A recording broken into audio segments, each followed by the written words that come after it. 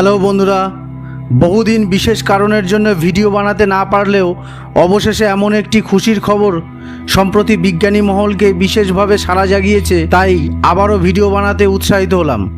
বহুদিন ঘুমিয়ে থাকার পর হঠাৎই ঘুম ভাঙল ভয়েজার 1-এর। যে ভয়েজার 1 এতদিন কোনো কাজ করছিল না, হঠাৎই সে সিগন্যাল পাঠাতে শুরু করলো পৃথিবীতে। 2023 সালের 14ই নভেম্বর লাস্ট সিগন্যালটি পাঠিয়েছিল পৃথিবীতে। তারপর থেকে কোনো যোগাযোগ ছিল না পৃথিবীর সঙ্গে ভয়েজার 1-এর। এতদিন ভয়েজার 1 তাহলে কি করছিল, কোথায় হারিয়ে গেছিল, কি করেই বা হঠাৎ জেগে উঠলো? আসুন আজ সবটাই আপনাদের এই ভিডিওর মাধ্যমে জানাবো। ভিডিওটি পুরোটা দেখার জন্য আপনাদের কাছে বিশেষভাবে অনুরোধ রইল, এবং ভালো লাগলে অবশ্যই একটি লাইক করে দেবেন।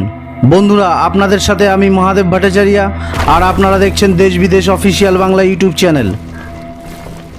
আজ থেকে 47 বছর আগে অর্থাৎ 1977 সালে পৃথিবী থেকে রওনা হয় এই ভয়েজার 1। এটি একমাত্র বস্তু যেটি পৃথিবীর তৈরি এবং পৃথিবী থেকে সবথেকে দূরে পৌঁছেছে।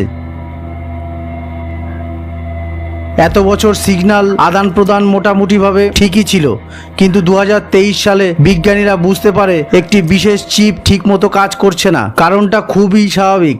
আজ থেকে 47 বছর পুরানো কম্পিউটার এখনের মতো এত অত্যাধুনিক নয়, তাই বিজ্ঞানীরা ভয়েজারের প্রতি আশা ছেড়ে দেয়। তাই 2023 সালের 14ই নভেম্বর থেকে কোনো যোগাযোগ রাখা সম্ভব হয়নি ভয়েজার 1-এর সাথে। কিন্তু বিজ্ঞানীরা বহু চেষ্টার পর অবশেষে খারাপ চিপটিকে ঠিক করতে সক্ষম হয়েছেন এবং পুনরায় জেগে উঠেছে ভয়েজার 1। এখন নাসার জেট প্রপালশন ল্যাবরেটরির আবারও ভয়েজার 1-এর সাথে যোগাযোগ রাখতে সক্ষম হয়েছে এবং নতুন করে সিগন্যাল আদান প্রদানও চলছে। বর্তমানে ভয়েজার 1 ইন্টারস্টেলার স্পেসে রয়েছে এবং অন্ধকারপূর্ণ স্পেসে ছুটে চলেছে।